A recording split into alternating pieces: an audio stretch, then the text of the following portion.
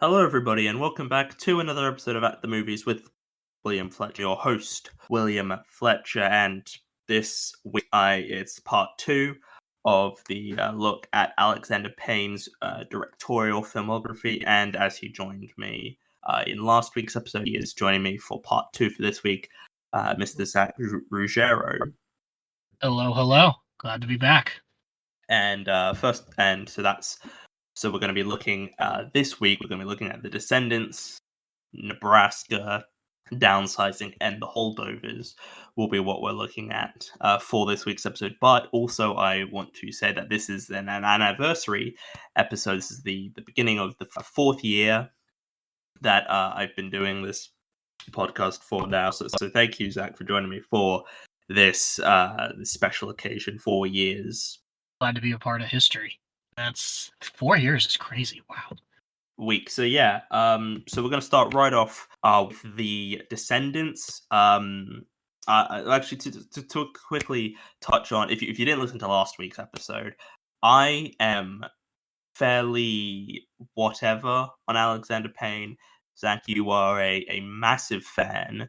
I mean, you're the reason we are doing this. You pushed for this to be done on the show, so that's why we have chosen to talk about these films. And we got into it on a couple different ones. Like Sideways, you could really see my deep emotional connection with some of his films, that one in particular. Compared to you, I feel like it would be wrong to say you have a distaste for his work, because it does seem like you do like his work. You have an appreciation for it. You just don't quite have the same level of connection that I don't dislike what he makes. I just don't connect with it, and I think I don't connect with it in a way that people seem to. But yeah, I don't dislike him as a filmmaker. As a person, things that have been said that I'm like, that's not good. But yeah, it's sort of just we don't have that. I don't. Yeah, I don't have a. I think he is good at what he does. He just doesn't quite get to that. He's not like a top tier filmmaker for me. He's not like an all time great in my eyes. In a way that, he is for other people. But if you didn't listen to last week's episode, or maybe you don't remember, Zach, you said, if I recall correctly, you said that you reckon you thought that I could like The Descendants. You thought The Descendants could end up being my favorite film of his, if I remember correctly. Think that. Yes, because you had not seen it yet when we recorded that episode, and I had a feeling that you would like it more than many of his others. So yeah, I watched that for the first time last week, technically. But I sort of, so The Descendants, that's what we're talking about first. Best Picture nominee. It seems like pretty much not every year, but a lot of years, Alexander Payne gets a film into Best Picture. He gets nominated for writing. He sort of is able to get films into the Oscars race, into the Oscars conversation. And so I watched The Descendants for the first time a few days ago, and I prefer Election, but I do really like The Descendants. I did really, really enjoy it, and I thought that it's my second favorite Alexander Payne film. Yeah, I'm a big fan of it too, obviously, as I am with most of his films. Yeah, a very solid. I think it is very solid. I think there's a lot to like in it. Strong screenplay, yeah, definitely. Good win. This is one of my 4 favorites from him, definitely. It's maybe my all-time favorite George Clooney performance. I think he's spectacular in this. From the beginning, when he's sort of like a detached dad from his family, and he's really focused on his work, and you could tell he's going through a midlife crisis, as many Alexander Payne lead males are, and I think he plays perfectly the evolution of this character from a detached dad who really has to step up and pick up the slack when his wife goes into the coma, and Hmm. you really buy his growing connection with his daughters as the film goes on, and his struggle with, as he finds out, as what is really the main arc of the film. He finds out that his wife was cheating on him right before she did go into the coma, and so he's grappling with that, the fact that he still loves his wife, having to maintain a stronger relationship with his daughters, and just the exasperation over this massive business deal that's going to be going down soon for him. I think it's a really strong performance. Yeah, I think George Clooney's sort of one of those actors. He's sort of like in a Brad Pitt type actor for me, in that he's not necessarily like the greatest actor in the world, but he just has that movie star charm and charisma. Yeah, not to say that he's a bad actor or to say that Brad Pitt's a bad actor, but they have that charisma and charm that sort of helps carry them through performances. But I do think he gives a very good performance. It's probably my favorite performance in any Alexander Payne film. If I'm Interesting. Okay, I can't argue with that. That's good. It's a really good one. and I think this is a film that is dealing. It's a film about grief and having to come to terms with the fact that for those who haven't seen it, his George Clooney, his wife is sort of, as you mentioned there, his wife is in a coma and is going to die, and then it's just sort of how George Clooney sort of deals with that, and then he sort of learns more about who his wife was and wants to sort of come to terms with things, and so and reconnect with his kid and everything. So I think it's a lot of ideas that I really like sort of at play here. Me as well. It hits a lot of my sensibilities. It's I wouldn't call it hilarious, but it's funny in moments. There's some good jokes. It's dark. It's, like you said, it does a really good job of dealing with grief, and it's a solid portrait of a man whose life is going in ways that he never would have expected, and it's just all unfurling in front of him. And another good performance in this is Shailene Woodley, who I can not say Hmm. I'm the biggest fan of. My first introduction to her was in the Divergent movie, which I saw, which was weirdly one of the first movies I saw in theaters where I was like, "Oh, okay, movies can be bad." Because when you're a kid, you see any movie in theaters and you're like, "Oh, that was great! Like it was just fun to see something on the big screen." But I vividly Yeah. remember that being one of the first movies I watched where I was like, "All right, well, that sucked." And I'm pretty sure this came out before Divergent, but I obviously didn't see it when I was Yeah. 11 when it came out. So I saw it after I saw Divergent, and I was like, "Oh wow, so she can act," because I think she's quite good in this as his daughter.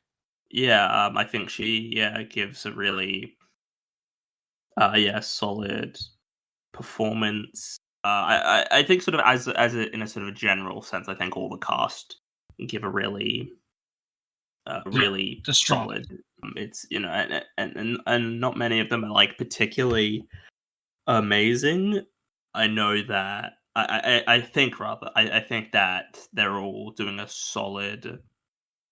They all do a solid job, but yeah. Besides George Clooney, none of them really stand. Oh, I was surprised that Matthew Lillard was in it because I didn't know he Yeah, was in it. that's a fun surprise. I had no idea about that either when I first watched it, and then he And I shows up, and I'm think like, his "Oh, name's in Matthew the Lillard." opening. Yeah, his name is in the opening credits. And I was watching and I was looking at the opening credits and I was like, "What in the?" And I was like, "What the fuck?"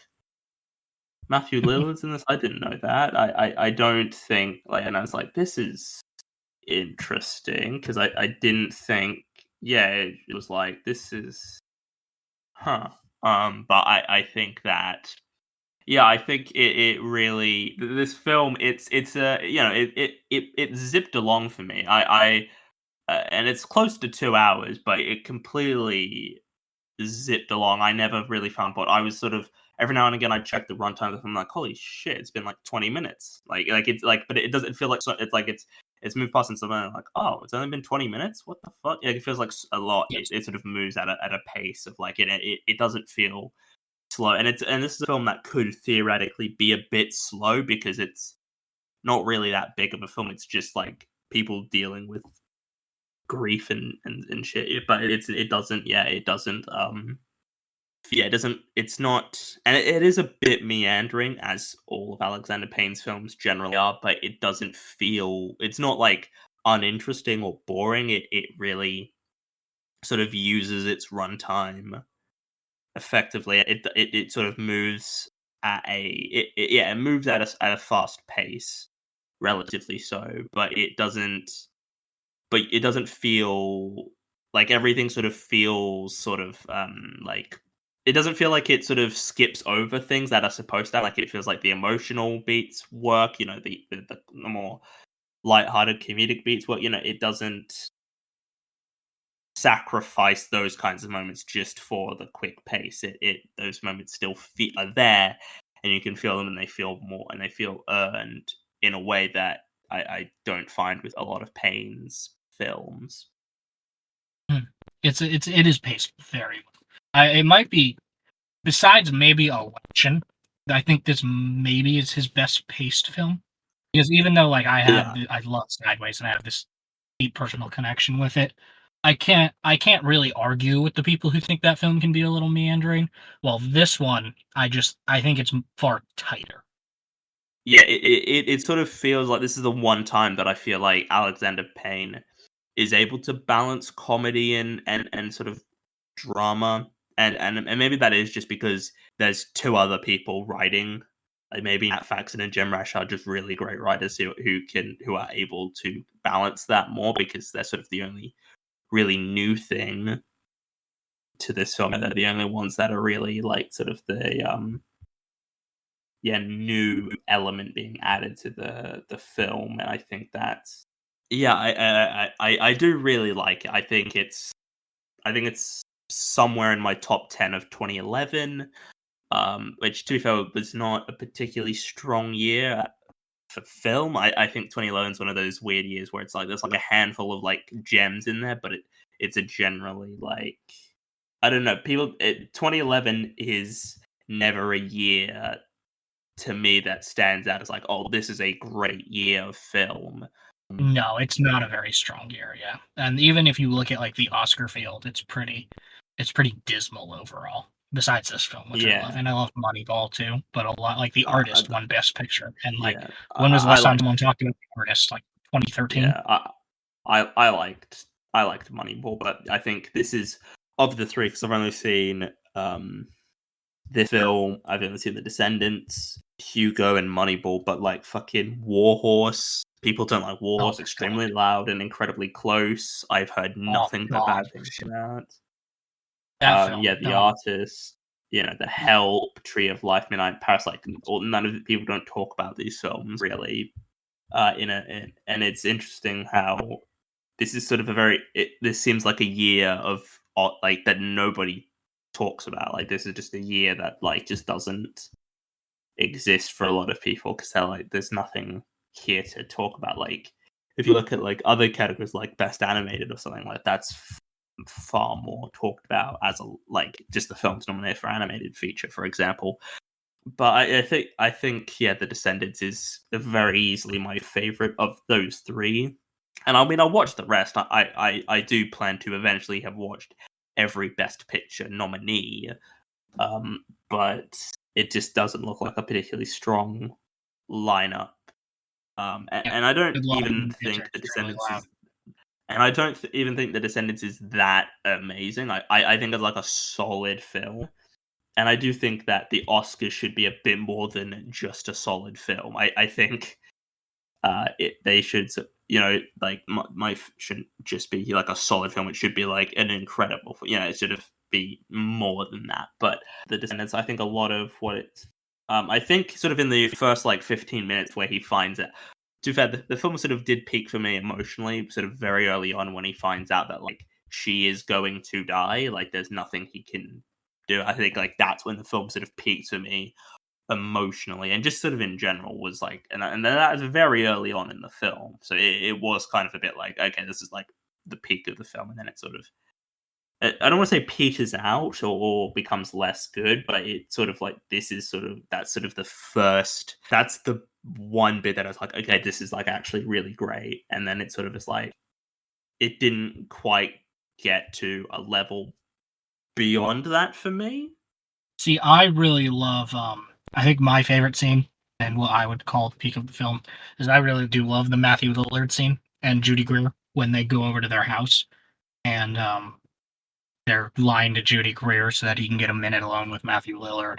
And I really like that scene. I think it's a strong 5 minutes or whatever of acting from Matthew Lillard. It's just if I think of this film, that is the number one scene that sticks in my head.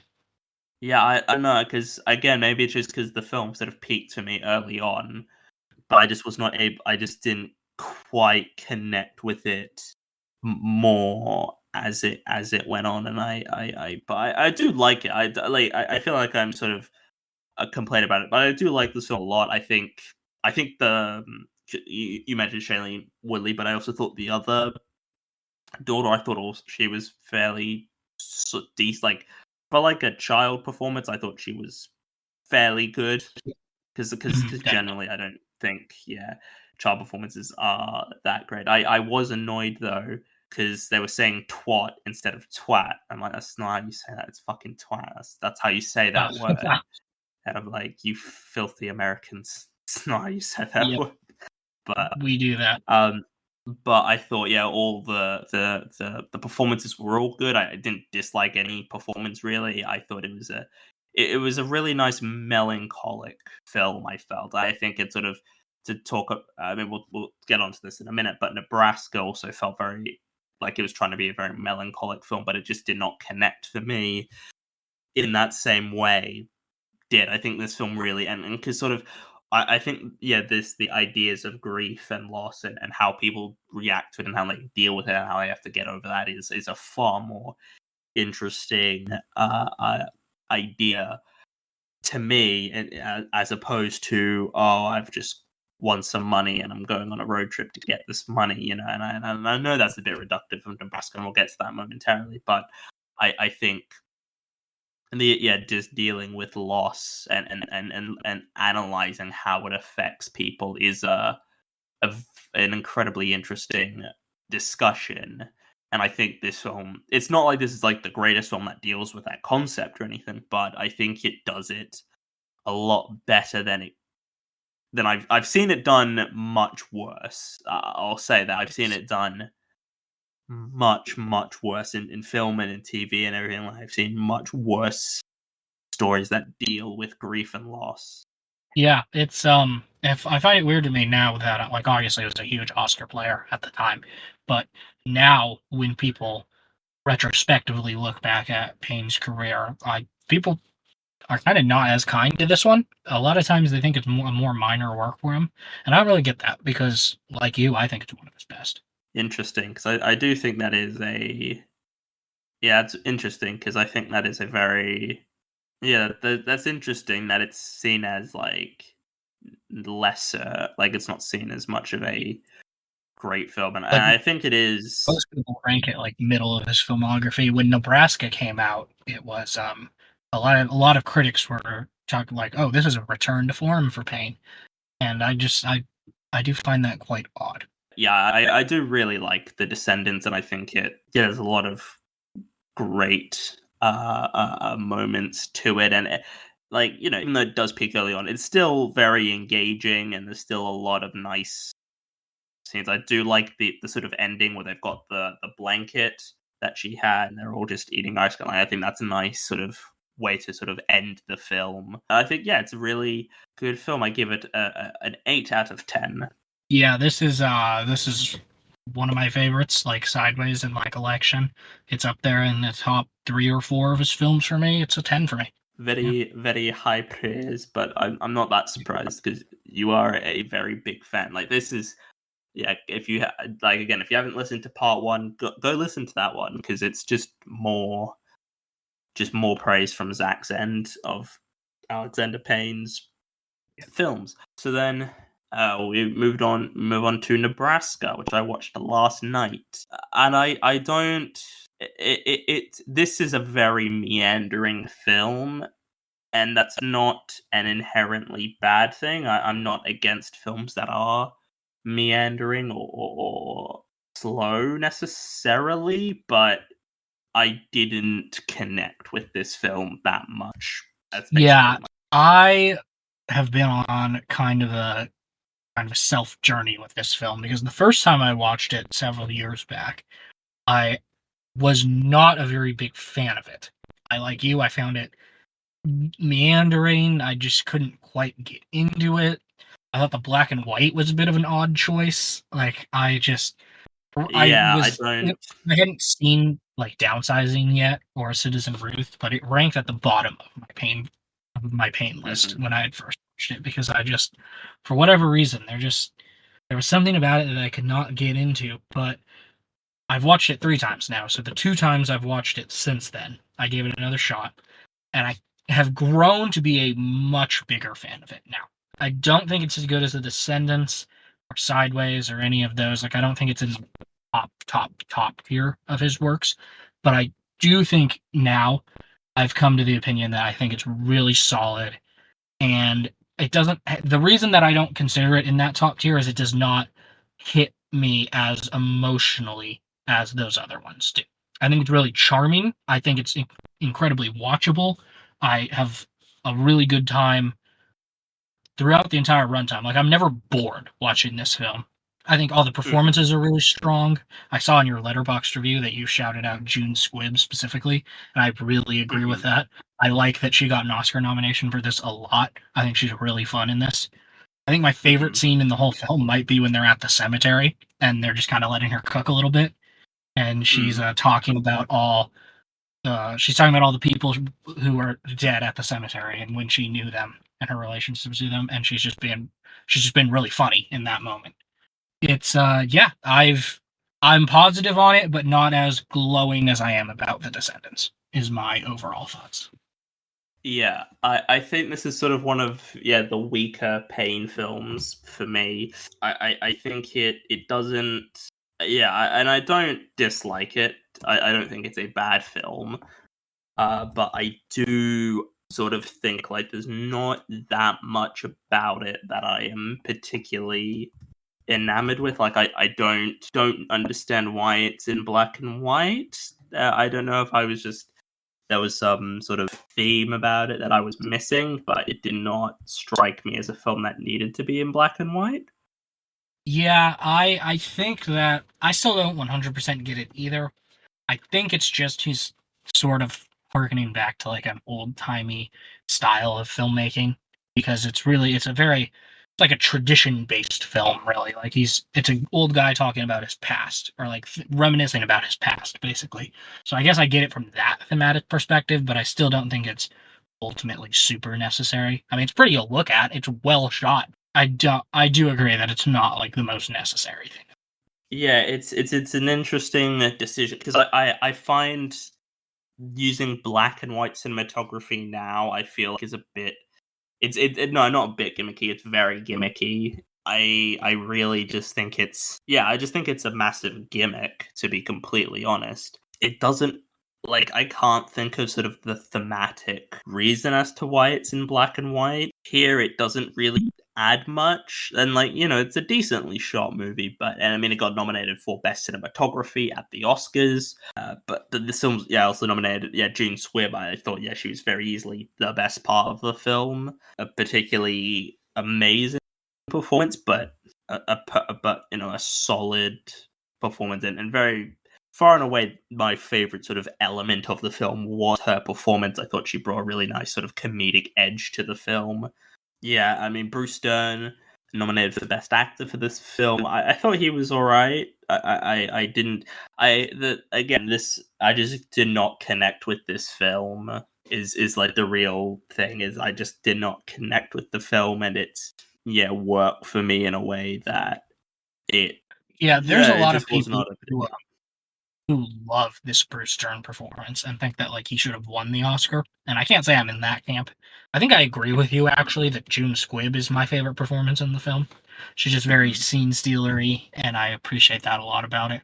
But I think everyone's like, it's Will Forte. That performance easily could have gone very wrong. Like, I remember when I first saw it and saw that Will Forte was ultimately the lead or a lead, and I was like, oh my god, like this might go horribly. But he holds his own. He does okay. Yeah, I mean, he's sort of more of a comedy guy, and this is not really a comedy performance. It's a really sort of, yeah, big dramatic performance. But I think he does a good job, like, in this role, He's Yeah, it's ultimately not, like the straight man, and which is not a typical role for him. Like he's usually yeah, like the big comedic guy, but here he does a pretty good job of it. yeah. We've also got Bob Odenkirk, and Yep, it's just he's nice to see Bob Odenkirk in things whenever he shows up. But yeah, I mean, one thing that I do want to hear your thoughts on, that this is a common critique of the film that people, mhm. even people who really like the film, give it. They think it's kind of mean spirited to people from Nebraska, people from the Midwest. And I know obviously you're not American, so you don't have like the No. most interaction with these people at all. But would you say that the film is mean spirited in tone? Because I really don't think so. I actually think it paints a pretty loving picture of that region. Because like Bruce Dern is like longing for his past of having grown up there, and that last sequence of him driving down is him like reminiscing about his past fondly. Like I don't think the film is mean spirited at all, personally. I didn't really take that from the film. I don't know, but the thing is, when I watch a film and then I read stuff about a film, and people are like, oh, this was, if a review says like, oh, this was so like sexist or whatever, and I'm like, was it? And I'm like, am I just too much of? Is it because I'm a guy and I don't see that thing? But then I don't. I think a lot of people, not all the time, but I do definitely think there are some people who take things from movies that aren't necessarily that. Like, is there any like, do they specifically reference anything specifically that's mean spirited about the film, or is it just sort of a general? This is a mean spirited film They because I think definitely, that they think the portrayal of like the cousins that they go and like stay with, like those two twins, you know who I'm talking about, like the heavy set yeah, guys. They think yeah. that like that's a mean spirited portrayal of Midwestern folk, and like I don't really think What? so. It's just saying like those people exist. Like they're. It's not saying all Nebraskans are stupid. Like it's just saying that there are some like dim-witted assholes who live in that area as live Yeah, in any area. There's if everyone who lived there was portrayed that way, then that would be like a I think that would be more valid, but it doesn't really. I didn't really feel that like that they were all portrayed as like idiots. I don't know. I think it's a weird thing to get. It's also a weird thing to get upset over. I feel like I don't, Mhm. and I think it's also because like they're sort of more of an antagonistic force, so it's like they kind of have to Exactly. be Like those guys are portrayed. not good people.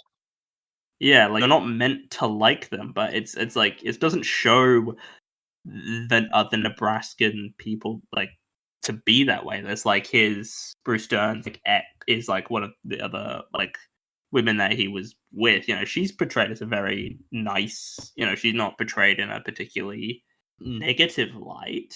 Like she's actually portrayed as a very positive sort of, yeah, more optimistic and understanding character than anything really. She's not portrayed as, yeah, this anything worse than that. I think that's a very bizarre sort of critique to make of the film because I don't think that is, yeah, I don't know, maybe I just didn't, and I don't know, maybe it's because I'm not from Nebraska, but I just don't really think that's a particularly fair critique to make on that film.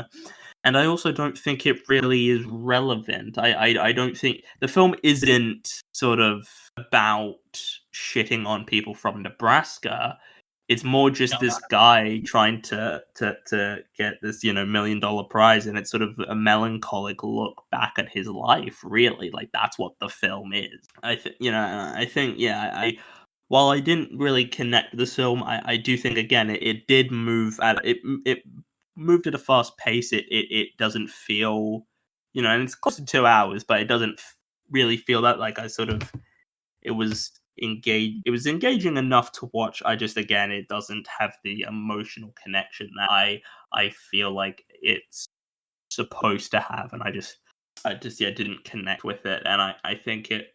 And like in theory, I kind of should because it is a film about sort of melancholy. It's a very melancholic film, sort of looking on the past and reflecting. And like I really love that as a concept, as an idea of looking back on your life and saying like, is this like being are you content with your life, with your past and all these sorts of ideas, but it just doesn't it just doesn't work for me in a way that I wish it did. But it is a good film. I think it is but I also think this is probably one of I think it's probably my second to third least favorite Payne film.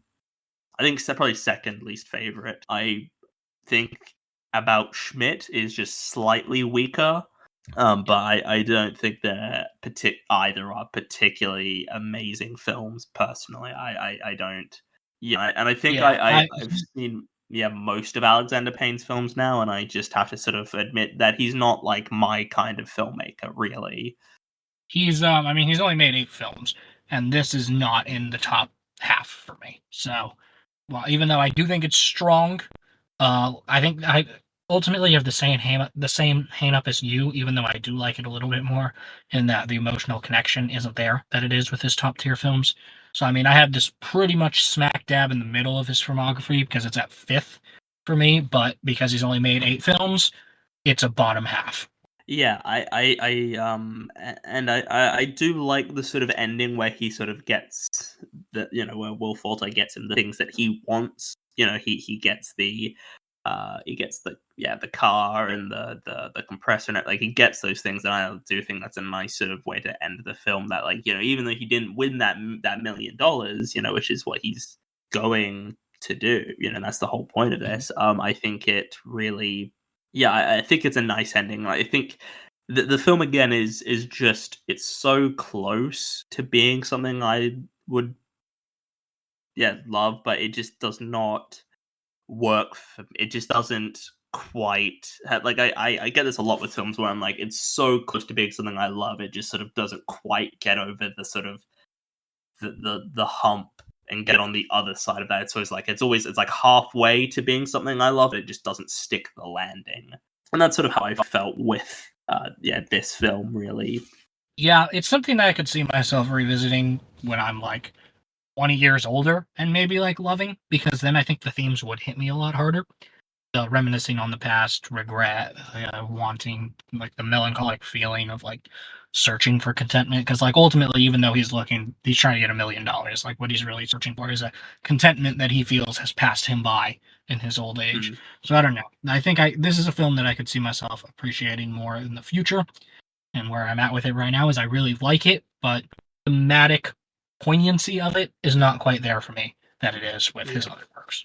And I think this is a film that you could possibly get more out of sort of the older you get. I think it's a film that and there are certain films that I've seen where I'm like, okay, I like this, but I could see myself getting more enjoyment out of this when I'm when I'm older. I'm at my I've had more years of life experience and everything. I sort of feel like that happen, and but I also don't really have much desire to rewatch this film now. Like it's sort of like this is a film I might watch again in like 5 years or something, maybe more than that, because it just doesn't really have like the only Alexander Payne films I really see myself rewatching like sort of in the near future would probably be The Descendants and Election, possibly Sideways, but I don't know.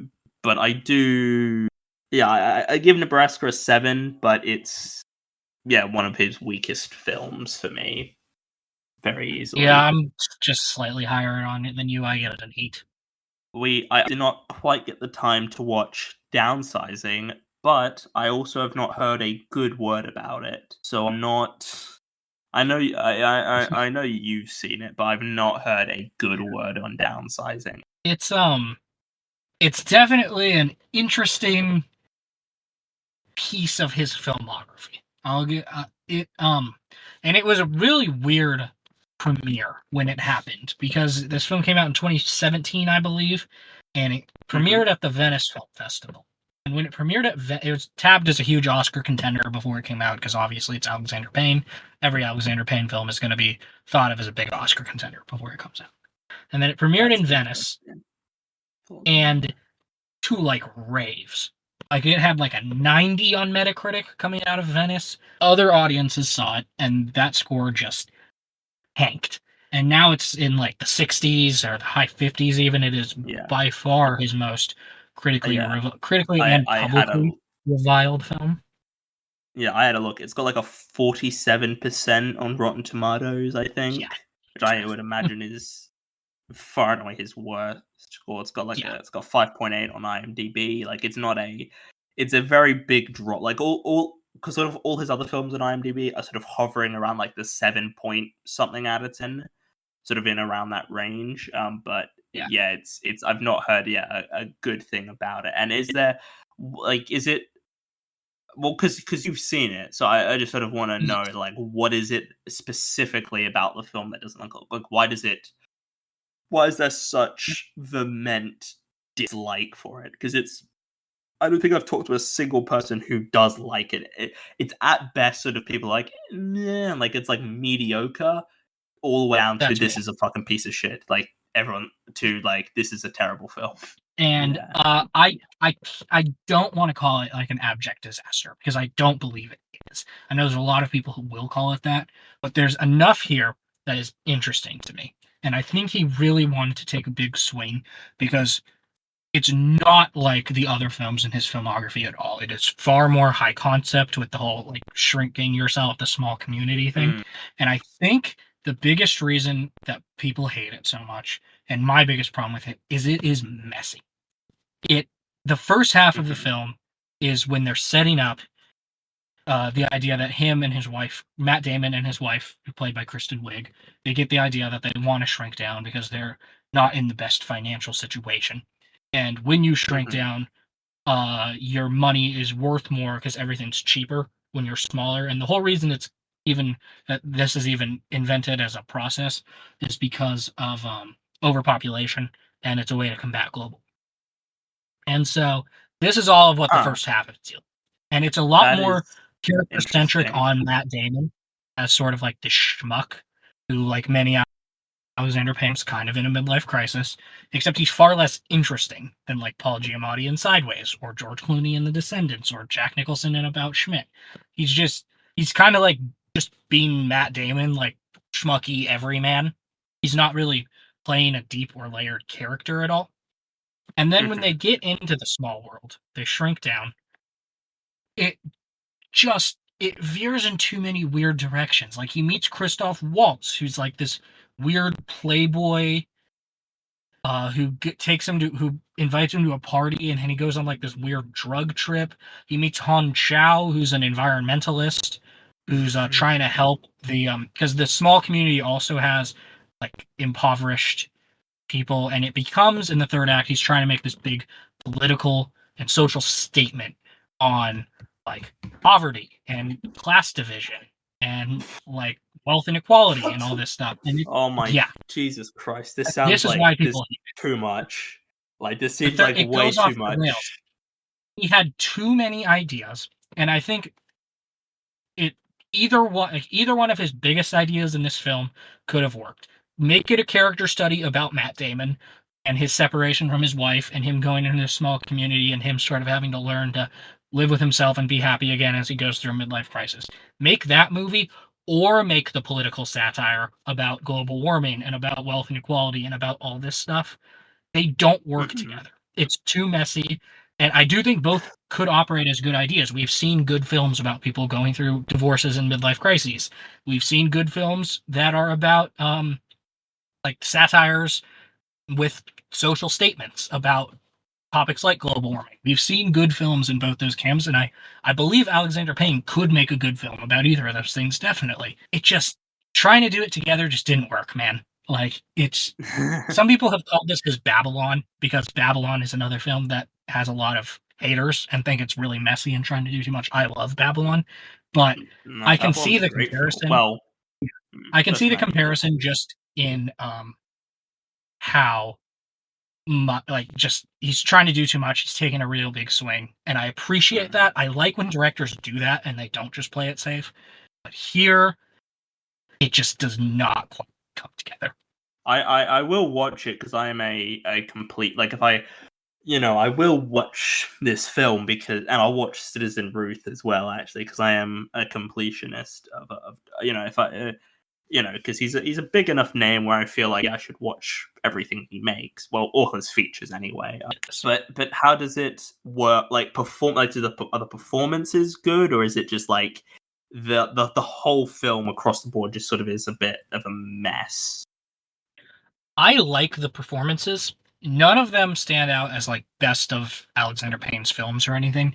Han Chow, it's a bit odd to me that she is the one who got Oscar buzz. Like, even though the film was a massive flop, she did almost get nominated. She got several precursors leading up to the Oscars, and she was close to getting a nomination. And I think that's a bit. She's ultimately a comedic performance. It's dicey. Like, some people think that the film's a bit racially problematic in how they portray her because a lot of the comedy is sort of just based around her accent or how she perceives things because she speaks very broken English in the film because she's a I believe she's an immigrant. It minds that for comedy a lot, which sometimes is funny in the film and how it's played, but I do get why some people think it's racially problematic, and That I does don't seem a think it's a bit. performance that needs Yeah, to be I think that's an nominated. interesting. Matt Damon is kind of just plain Matt Damon. It's nowhere near top tier Matt Damon performance. And even the most of the side characters, like you have a lot of big celebrities pop up for like two scenes. Like Jason Sudeikis is in it for a little bit. Neil Patrick Yeah. Harris. Kristen Wiig's role is not that large, even though she's playing the wife. You have like Margot Martindale pops up. Like there's a lot of well-known names pop up for like one or two scenes, and even they don't leave a huge impression. Like I was excited to see Jason Sudeikis just because I'm a fan of his, and I mean he's kind of just there playing a guy. It's there. None of the performances are bad. Like there was never a point where I was watching it was this person really doesn't have it. Like they're giving a bad performance here. That never happens. But it's just no one is really. It's weird because while the structure of the film is like memorably messy, like it's interestingly messy. It's how big of a mess it is, and the performances are just kind of like they're just kind of there. Yeah, I haven't seen it, so I can't really comment on it. But so, like, what would you give it, sort of out of 10, if you were to put a number It's on it? I do feel like I bitched a lot, and I think the first half of the film does work before it sort of starts to lose itself and go off the rails a bit. I don't think it's the abject disaster many do. I think it's like a 5 or a 6. Like I think it's a mediocre film. It's interesting to me. I am kind of glad it exists, and I'm glad he tried to do something different with a higher budget, so he didn't just get like stuck in his ways. Because I do think filmmakers can try to play it too safe sometimes, and I'm Yeah, glad he didn't to do that. I hope he takes another swing like this in the future, and I hope this experience, how big this film bombed critically and financially, hope he learns from it and makes something that just is a little more controlled. I do want to say it's almost certainly going to be nominated for Best Picture, so I'm almost certainly going to talk about this more in my upcoming Oscars episode. But I might as well talk about it now since it is part of Alexander Payne's filmography. So yeah, I have seen this one, and it's a again, as is pretty much the case with every Payne film, it is good, but I don't love it. And I know this is a very like people really fucking like this movie. Like Oh, a lot of people I know who, even people I know who aren't like big Alexander Payne fans, like they're all sort of like giving this like 7 out of 10. This has been like very well received. I know someone was talking about it like earlier today, and they basically said like this is probably going to be their favorite Best Picture nominee this year. I mean, they're not that they haven't seen all the other nominee, like they don't know, like they don't they haven't seen like everything that could possibly opt for Best Picture. And I don't think they've seen all potential nominees yet, but they've said it's going to be hard for it to be sort of topped for them. But yeah, The Holdovers was a very very beloved film. it has his highest scores by far on IMDb and Letterboxd, I believe, of any Yeah, Alexander. I know it's in your top 10 of last year, and was it in your top 5? I don't remember It's where number it. two. It's number 2. Okay, so it's Yeah, the behind only film I like Poor more than Things. it is Poor Things. Yes. And yeah, I just didn't. Yeah, I thought this movie was like fine. I didn't love it, but I do think this is probably some of the best performances in any of his films. I think Paul Giamatti. We talked about Paul Giamatti in Sideways, but I did think he was really good in this as well. I think he might be in my personal top five, maybe for actor. For a big, I like this performance more than the Sideways performance, even though like Sideways is one of my favorite films of all time, and I think he's amazing in Sideways. I think I like this performance a little. yeah. Again, I think it's solid, and he's a contender for best actor. He might win. He Which really might. he might win, and I mean, this is I think that would be not a. This is gonna sound how do I say this? I don't think it's a bad performance. He just would not be my choice. I think Killian Murphy. Well, no, Barry Keoghan would be my choice to win, but he's not. He's likely not going to happen. So Killian Murphy of like the contenders is very easily my choice. Although I haven't seen American Fiction because that film is literally not out here yet, and I don't Yeah. fucking understand why. But yeah, I like Paul Giamatti. Divine Joy Randolph is the front runner to win supporting actress, and to be honest, I would be surprised if she lost at this She's good. point. Like Like I'd be it would be stunned. I'd fall out of my chair if she lost at this point. And I do think she is good. I definitely think she's probably my favorite performance in the film. I think she has a lot of really nice moments to it. I know this film sort of had sort of mild controversies. I know some people were saying that it. I don't know how many people, but you've definitely told me of some people online who said like this film might be racist for some fucking reason. It was completely Which I think baseless. It was like Oscar pundits who were trying to make a comparison between this and Green Book for some reason, because it's a heartwarming film that could maybe upset the front runner in Best Picture. And before it came out, before anyone had seen it, they were like, "Oh, well, maybe it'll have like problematic racial elements like Green Book," and there was quite literally no reason to think that other than it had an I African mean, I don't American character. think Alexander Payne's films really are that problematic. Like, No, for all your feelings on him as a person and the things that had been said about him, his films never come across as problematic films. So Dominic Sessa, also in this debut, right? This is like he's like a brand new, like he's a newcomer. I like this is his first film, right? yeah, I think it is. Like, I might not even be just his first film. I could be wrong on this, but I believe it's his first screen performance. Period. I wasn't particularly blown away by it. I know a lot of people have been praising his performance, and Mhm. I didn't think he was that amazing. I think it wasn't a. Don't get me wrong. I do not think it is a bad performance. I just think it's a performance where I can tell, like, okay, this guy's not really acted much before, and that's not like no like not trying to be insulting or anything, but it's like he's clearly a young actor. And I do love the performance. I get what you mean. There are a couple scenes where I thought that myself, just a few, but I think he nails, at least personally, I think he nails the dramatic emotional beats in the third act, like in the scene with his dad in the mental asylum or whatever that is, and his scenes with where he's telling Paul Giamatti like the truth about that his dad is not dead. Here's what actually happened with his dad. I enjoy his performance a lot in those scenes. I felt his performance was a bit too because this film to me this film felt it was a very sort of small it felt like this was a very subtle film and it was trying to be sort of a bit low key, and then I felt like he was going a bit too big for the film, and it just didn't quite work for me. And I think it is because I think it's, and again, I can't hold too much against him because this is like the first thing he's ever really done. Like, this is like his Yeah. first, so I'm not going to say that he's a bad actor, and I'm sure, and there's like elements where I can see like, okay, he just needs to sort of refine this a bit more, and he can become very great. Like, and again, he's only 21, like he's just starting out. I'm not going to say I'm not going to write him off as a bad actor because I don't think he's even particularly bad. I just think I think also compared to Giamatti and Randolph, he is like, because they are both very good in this, and he comparatively to them is not as good. But again, I don't dislike the performance or think he's particularly bad, but he's all right.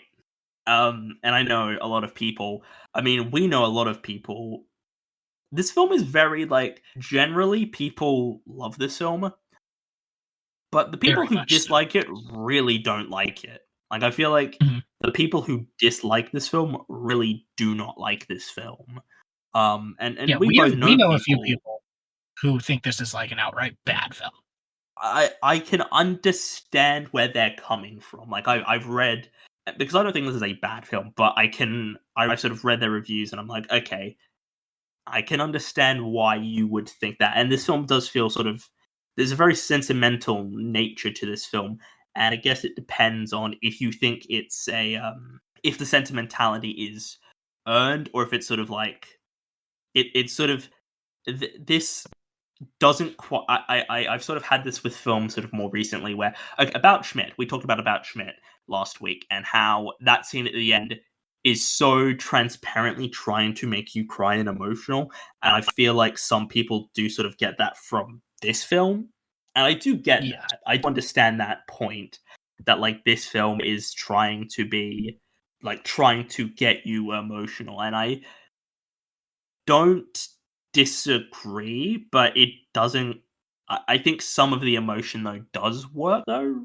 Like some people, I can very much understand if you watch this film and you just think it's manipulative. And I honestly, Mhm, I think it's his film of all the Alexander Payne films, it's the one that you could most call manipulative.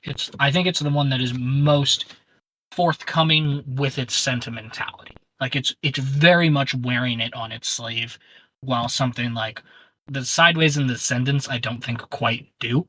And that's mhm, perhaps because he did not write this film at all. This was only written by David Hemmingson, who has not done much work. I think he did an amazing job with this. While I could mhm. see someone who doesn't like the film thinking it's manipulative, I didn't really think so. The emotional beats did work for me, and I never felt like I was being manipulated. It is like you said, like it's going for an emotional reaction, and I can see and tell it is going for an emotional reaction. But I was never like, this feels forced. And I don't think it's and I think there's some nice ideas at play here. And again, I think this is. I feel like I'm just repeating the same things, but Alexander Payne really is just this filmmaker where he's tackling things and dealing with stuff that I really love the idea of.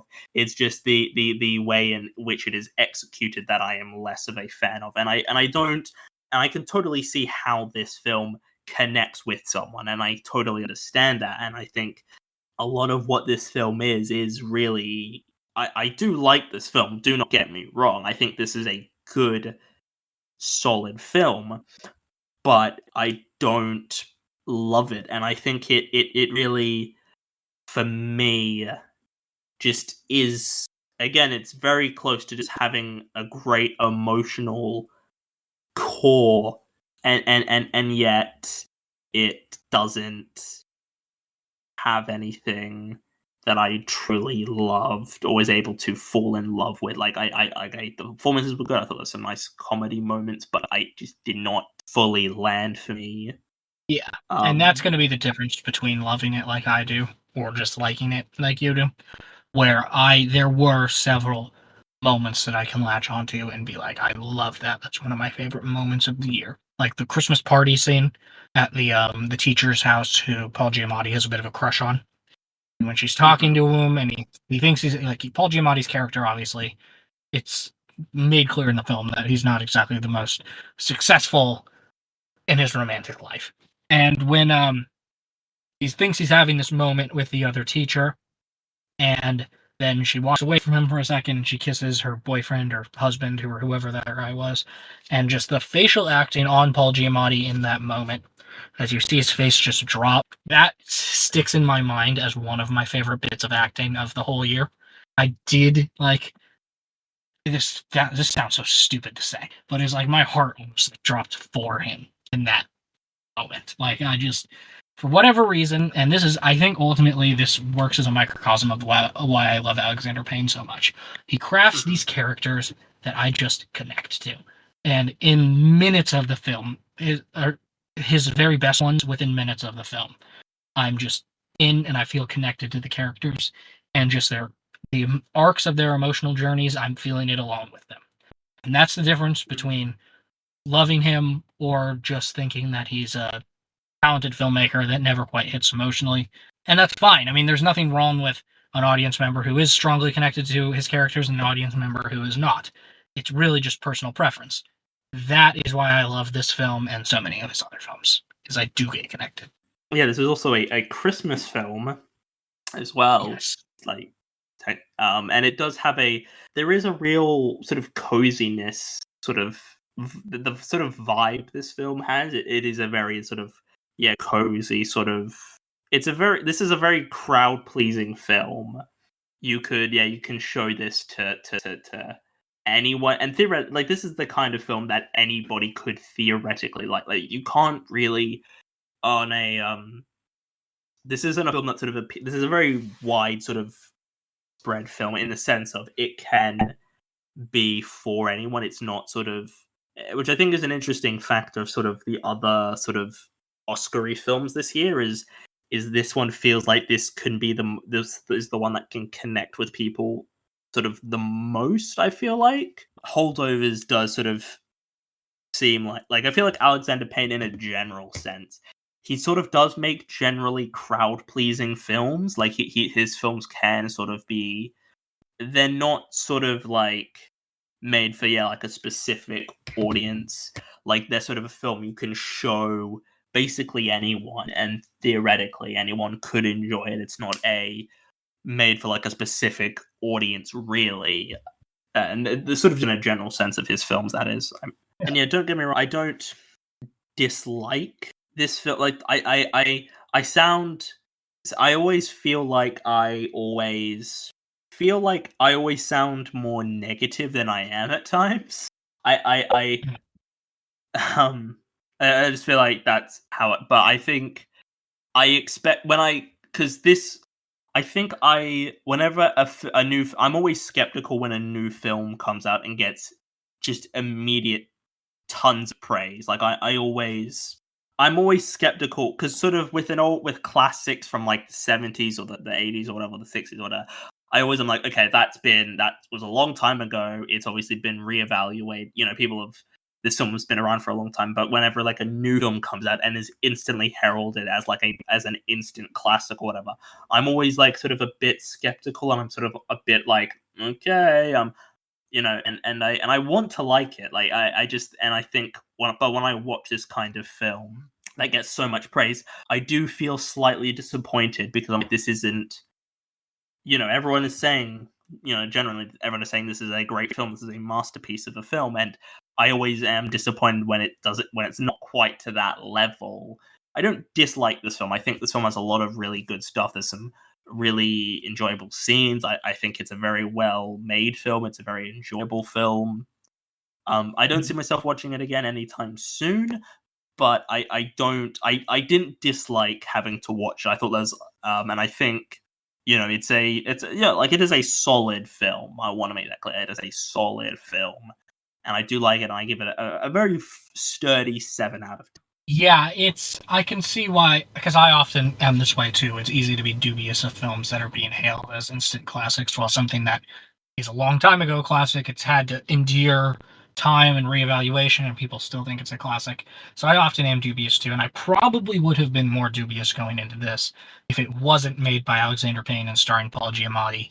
And obviously, he's one of my favorite filmmakers. He's one of my favorite actors, so that did make me go into this a little bit more open-minded and kinder. Though I mean, I do always go in open-minded, but I wasn't quite as like ready to be like, oh, prove yourself to me after it was getting called an instant classic as I would be, because I just have faith in them to deliver the goods.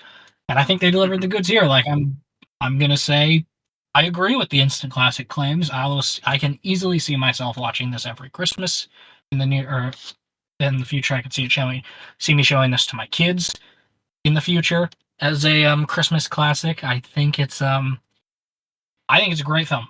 It's in my top 3 for him, for Alexander Payne.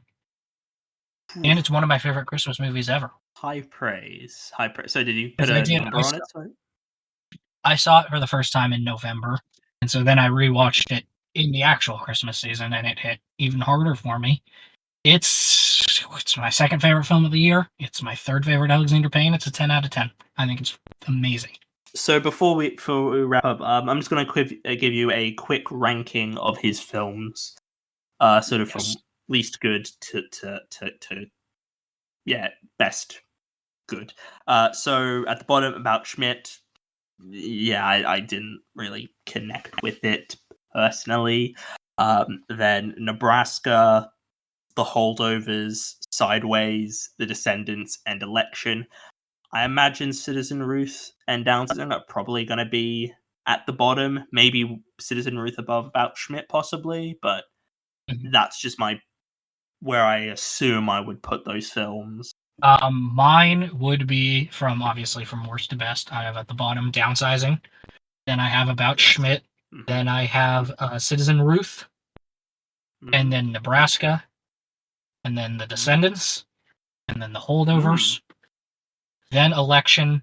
And then number 1, Sideways. So, yeah, thank you all for joining us for this week's episode.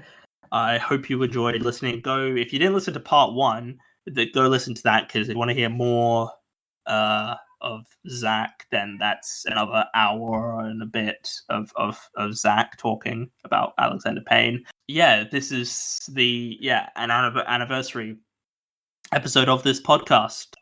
January 24th, 2021 was when I first launched the podcast. This is I don't know what episode 142, maybe 143, I don't know. It's something around that ballpark, or 140 something or other. So yeah, this is 142, this week's episode is. So I hope you all enjoyed. Zach, anything you want to say before I wrap up? Anything you want to plug again, or? I'll plug the same things I plugged in the first one. You can follow my Letterboxd, which is at Zach Ruggiero, just my name. Ruggiero spelled Ruggiero. And you can follow the Midnight Critics Circle website to see me and William both review a few films. I am on there. I predict the Oscars, and those are coming up very soon. And yeah, those are the places where you can find me. Yeah, Oscar nominations are literally tonight. Like, they are going to be out as when we're recording this, so they're going to be out very, very soon. So yeah, I hope you all enjoyed listening to this week's episode. Zach, you're always welcome back if you want to at some point in the future. And yeah, I hope you all enjoyed this week's episode, and I'll see you all in the next one. Goodbye.